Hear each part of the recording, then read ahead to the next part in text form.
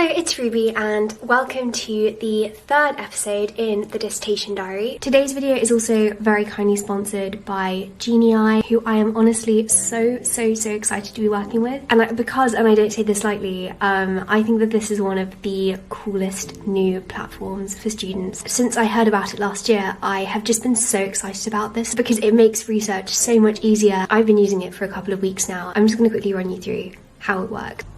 Just a quick note, by the way, I call it Genii for the whole of this video because that's how it's spelled, but it's actually pronounced Genie. So Genii is created by students and the main aim is just making research more efficient. The really big useful thing is summarizing articles. Obviously you have an abstract when you go in to read a research paper, but papers often end up veering off from that hugely. Before using Genii, I tended to read the abstract and the conclusion first to get a sense of whether I wanted to read the full article. Even that isn't wholly ideal, but Genii can summarize articles. You'll be able to see on the screen. It uses AI to scan the article and pick out the key topics. Click on each of the headings and it would have compiled all of the information about that particular thing. This just makes your research more streamlined because you can look out for the things that are actually relevant as opposed to reading the whole article. The other really great thing which you'll see me using in this video is the automatic note-taking templates. When reading articles, I usually split my screen and I'll have the article on one side, like notes document on the other. And this is honestly so cool. You just highlight sections and then you click a button and it automatically adds it into your notes. Honestly, so useful. So Genii is offering a 14-day free trial and I would really encourage you to take it, even if you don't end up using it afterwards. If you're doing lots of research for your dissertation at the moment, then I'd recommend getting that free trial now so that you can use it, time it well. But anyway, thank you so much Genii for sponsoring today's video. Let's get talking about dissertations. So in today's video, basically doing a lot of research and writing my first draft. Today's video basically ended up taking the format of a study with me, so I hope you enjoy watching it. I hope it provides some motivation. I guess I'll cue the voiceover. This dissertation diary focuses on 1 week of work where I was trying to write the second chapter of my dissertation. I'll talk to you a little bit about what I was researching, but beforehand I thought I'd run through my essay writing process, as it were. So I like to do a load of research beforehand to just familiarise myself with the criticism. So just read the most influential papers, and I like to do a lot of mind maps as well. I find that this helps to organise my thoughts. And then once I've done that, I get started on making an essay plan. I do try to write as soon as I can, like as soon as I have an idea of the material, like even vaguely confident enough to write about it, I will start writing just paragraphs here and there maybe, which is actually something I'd really recommend doing. If you're really daunted to start with an essay, just write like 200 words. It could just be a piece of close reading or a response to something you've read or a vague idea that you have, but I think that the thing we put the mental barrier up against is writing it, and as soon as we get writing we realise it's not quite so bad as we thought it would be. I find that if I don't write soon enough, then I get too daunted by the process of writing and then I end up procrastinating it. So what I tend to do is write and research at the same time, like kind of in parallel, and then research things as I need them, as I need to know more about them. That's how I do it. It works differently for different people, but you could try that method, especially the writing 200 random words, because I've found that really helpful.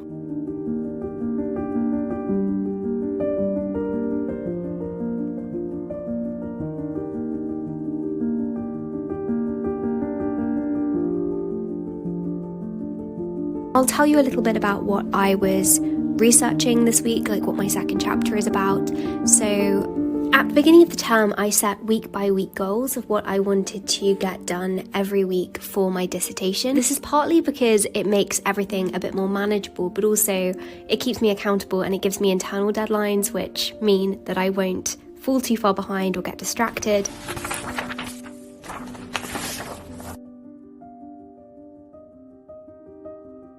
If I don't do something that I wanted to do that week, it's not the end of the world, but I have found that these internal deadlines are keeping me on track. My dissertation is going to be split into 3 different chapters, and a chapter in a dissertation is kind of like a really long paragraph. So in an essay, you might have 3 main paragraphs.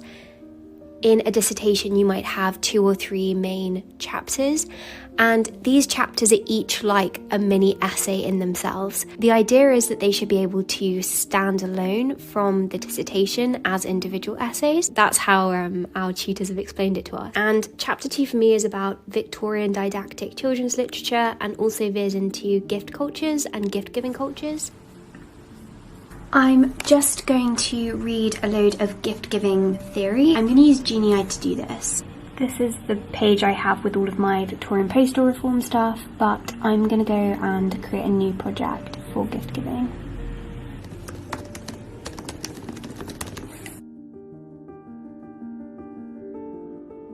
So I read this book on gift giving, which was honestly so useful. It is quite an old book. It was published in 1998. It's such an influential book in terms of the theory it proposes that I knew it would be a useful one to read. When you are reading older books, it's really important to look at recent criticism on those books too, though, and be aware of like contemporary reviews and how the conversation has changed and developed, because it definitely will have done. This book attempts to define the gift for basically the first time and points out that definitions don't make any sense when it comes to gifts actually, because the whole point is that they have to be unique. If you do give set features for gift giving, it can turn into bartering where you're just giving tit for tat. This book basically says that there are 2 ways of measuring value. One is material, so you know how much something costs, and one is how much the gift recognizes the individual and your relationship with them.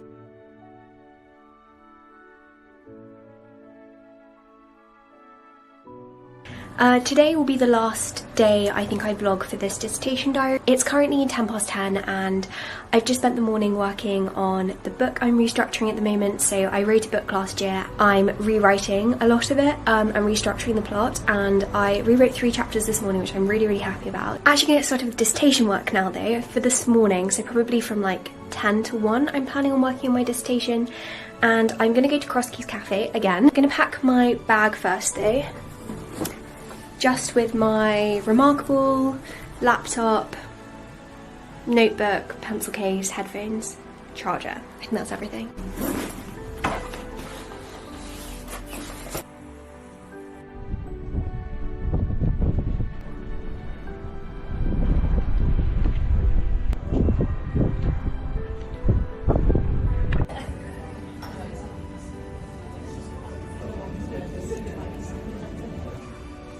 I also did a load of research into nonsense poetry, which was really fascinating. In my last video, I was talking about I started looking at nonsense poetry and tried writing some as well. I was looking more at the literature last time, whereas when I was doing research this week, I was reading a lot of theory around nonsense literature, which in itself, again, seems quite paradoxical. And the theorists are always very aware that it's very strange and bizarre to even be writing theory on nonsense, because the whole point is that it is nonsense. One thing a few people have commented is like asking why I haven't really spoken about what my dissertation is about. I've mentioned little bits about what I'm researching, but I haven't run you through the particularities of my thesis and my argument. That I just don't really know if I want to at this stage. Vaguely though, I'm arguing that there is no clear line between Lewis Carroll's books and his letters. That's really scratching the surface, but just as a general overview, that is what my dissertation is about. Basically, I'm sorry, but I'm not going to be sharing loads of details about it until the end. I don't know if it will actually be useful for the process of writing it for me. So thank you so much for watching this video. Thank you again to Genii for sponsoring today's video, and I hope that you have a productive week.